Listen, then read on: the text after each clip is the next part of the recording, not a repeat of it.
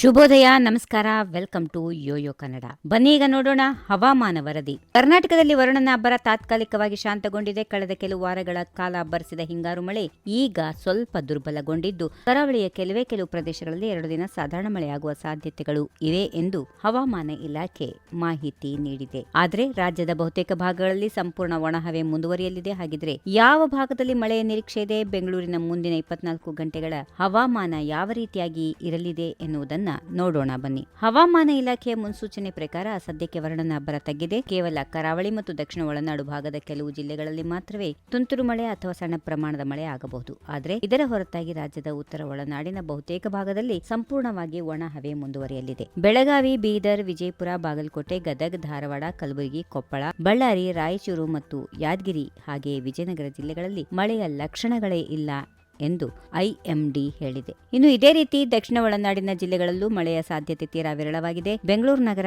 ಬೆಂಗಳೂರು ಗ್ರಾಮಾಂತರ, ರಾಮನಗರ, ಕೋಲಾರ, ಚಿಕ್ಕಬಳ್ಳಾಪುರ, ಮಂಡ್ಯ, ಮೈಸೂರು, ಚಾಮರಾಜನಗರ, ಕೊಡಗು, ತುಮಕೂರು, ಹಾಸನ, ಚಿತ್ರದುರ್ಗ, ದಾವಣಗೆರೆ, ಚಿಕ್ಕಮಗಳೂರು ಮತ್ತು ಶಿವಮೊಗ್ಗಗಳಲ್ಲಿ ಇಂದು ಮಳೆಯ ನಿರೀಕ್ಷೆ ಕಡಿಮೆ ಇದೆ. ಒಟ್ಟಿನಲ್ಲಿ ಕೆಲವು ದಿನಗಳಿಂದ ರಾಜ್ಯಕ್ಕೆ ಬಿಡುವು ನೀಡಿದ್ದ ಮಳೆ ಮತ್ತೆ ಅಬ್ಬರಿಸುವ ಸಾಧ್ಯತೆಗಳು ಸದ್ಯಕ್ಕೆ ಇಲ್ಲ ಎಂದು ಹೇಳಲಾಗ್ತಾ ಇದೆ. ಅದರಂತೆ ರಾಜಧಾನಿ ಬೆಂಗಳೂರು ನಗರದ ಹವಾಮಾನವನ್ನ ಗಮನಿಸುವುದಾದ್ರೆ, ನಾಳೆ ಭಾಗಶಃ ಮೋಡ ಕವಿದ ವಾತಾವರಣ ಇರಲಿದೆ. ಬೆಂಗಳೂರಿನಲ್ಲಿ ಗರಿಷ್ಠ ತಾಪಮಾನ 27 ಡಿಗ್ರಿ ಸೆಲ್ಸಿಯಸ್ ಮತ್ತು ಕನಿಷ್ಠ ತಾಪಮಾನ 19 ಡಿಗ್ರಿ ಸೆಲ್ಸಿಯಸ್ ಇರಲಿದೆ.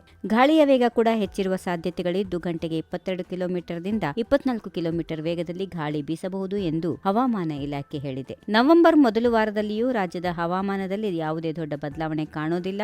ಸದ್ಯ ಹಿಂಗಾರು ಮಳೆ ದುರ್ಬಲಗೊಂಡಿರುವುದರಿಂದ ಇನ್ನು ಕೆಲವು ದಿನಗಳ ಕಾಲ ಒಣಹವೆ ಮುಂದುವರಿಯುವ ಸಾಧ್ಯತೆಗಳು ಇವೆ.